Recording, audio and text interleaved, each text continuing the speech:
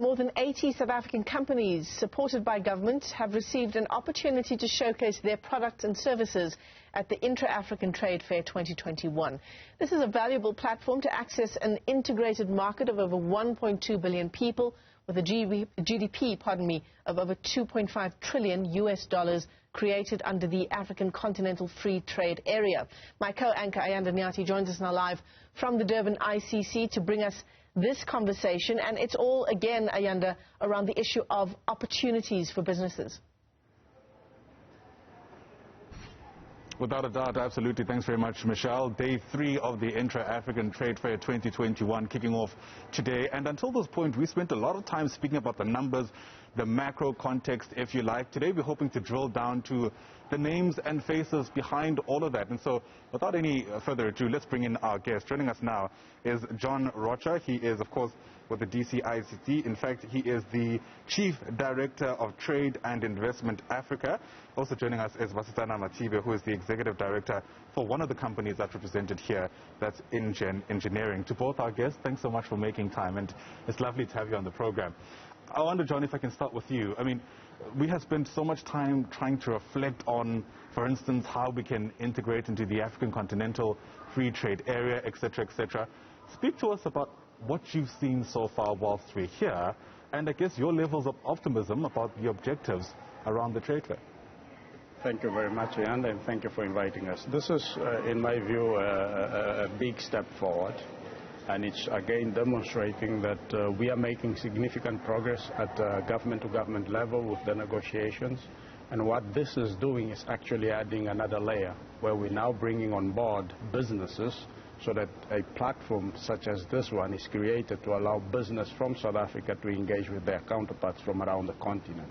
And as you can also see at the number of visitors representing a number of countries, 55 countries from across the continent that are participating and attending, it's really indeed a fantastic opportunities for us to begin to see what does the men on the street and those who actually run businesses feel like, and whether they are beginning to see opportunities of goods that they can buy from South Africa and what our companies themselves can also buy from other African countries. And what kind of temperature are you sensing at the moment? I mean, we are operating in quite a unique context because of things like COVID-19. We haven't had a fair like this in a couple of years. There were great successes when it was held in Cairo a couple of years ago. But generally speaking, are you finding that there is this appetite for increased trade across different countries with South Africa involved? Absolutely, and I feel that the temperature is really getting, for a lack of another term, getting hotter. I think the appetite is stronger. The desire to source more goods from amongst and within the African continent is stronger, given the experiences that many countries had in the supply chain disruption. So there's a very strong appetite to that effect. And we are seeing it in the bilateral conversations that we are also having with businesses that are participating and also with other government representatives here. You speak about participating businesses, a great way to bring Basitsana into this conversation. Thank you for speaking to us. You have quite an interesting company that's being represented here, focusing mainly on black women professionals. Tell us a bit more about it, and I guess what you're hoping to get out of your involvement here. Good morning, everyone. Good morning, South Africa and the continent at large. My name is Basitsana Matibe, as my colleague here has mentioned. Our company deals with water infrastructure. As you know, that our government and the continent is on the drive for infrastructure development. We actually started in 2008, but formally went into full swing of the business in 2012, which makes 2021 actually our 9th year in business. To tell you more about engineering projects, it's a very diverse company, very dynamic. We look into the water value chain, starting from the consulting side into the operations and maintenance, as well as training and development for our youth. As a chemical engineer myself, I started as a student in one of the water treatment companies in South Africa, where I grew up and acquired the knowledge and decided to start the company so that I can give other young engineers opportunities to eventually be like me. I'll tell you what, you're much braver than I am because I started out studying chemical engineering. Needless to say, I didn't necessarily follow through, but with the time I spent there, I'd come across quite a few problems, including the fact that it's still a largely male-dominated space. And I'm sure you get this question a lot, but I mean, how are you hoping to, I guess, work against that through your own company? Look, my character from my young age, I've always liked challenges. Right. And I decided to just go for it, predominantly because it was a male-dominant industry and also white-dominant industry. So I'm a person that wakes up and say, challenges come here because out of challenges there are opportunities. Without them, we will never grow. So we have been encountering challenges ever since we started, but we never look back because those are the ones that make the company very strong. And we look to a very brighter future. Right. And we are not saying we're not going to encounter even more challenges. I mean, going for 10 years in business, you can imagine. Most companies, they fold in the first 5 years. But we've been managing to maneuver until the 9th year, and next year will be our 10 years anniversary. Perhaps maybe we'll invite you again yes, to say, let's look at the milestone. Multiple witnesses in the house to witness this invite. But John, Basitsana touches on a very important aspect of why we're here. Challenges are actually inevitable. Challenges are things that people must anticipate.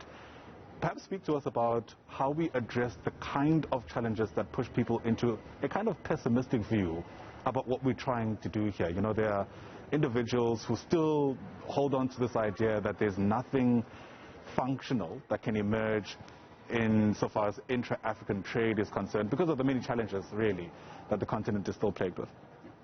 Look, I think it's not ill-founded, that concern and that level of pessimism. And the fact is, it's not been a very easy environment to do business. Right. But I believe that that's one of the main reasons why African countries and governments have adopted the Africa Continental Free Trade Agreement to try and create a more enabling environment. The second aspect to that has a lot to do with our infrastructure and logistic connectivity. How fluid is it so that goods can flow from one place to another? And the third element has to do with movement of people. Right. Because in order to do business, in order to trade, you need people to fly around, you need people to drive, you need people to move on trains and many other modes of transport. And I think what the continent is doing, if you look at the list of priority projects that have been identified, and many of them are different stages of implementation, we are getting back. We are much better than we were 10 years ago. There are still a significant amount of challenges, but I believe that the policy instruments that have been put in place and the institutions to drive them, such as the AfCFTA Secretariat, which is led by a former colleague, will certainly help in opening up the space and boosting confidence from amongst the private sector. And I believe that an event such as this, if we look at the volume of deals concluded in 2018, right, estimated at $40 billion, that in itself attracts a lot of interest. This is why in an environment of COVID, amid the COVID pandemic, we're seeing the level of response that we're seeing here today in this trade fair. The response has certainly, in some respects, been quite overwhelming. Thanks very much indeed to both of you for speaking to us. Really do appreciate your time. Joining us there is John Rocha, who's the Chief Director for Trade and Investment Africa at the DTIC, as well as Basitsana Matiba, who's the Executive Director of one of the companies represented here called Engineering. So really a snapshot of the thoughts, the sentiments, the hopes, the ambitions of those who are involved with this particular kind of initiative. We'll continue getting you a sense of what else is taking place here as we continue ushering in day 3 of the Intra-African Trade Fair 2021. Certainly some interesting discussions taking place there, Ayanda Nyathiis. Thanks very much indeed.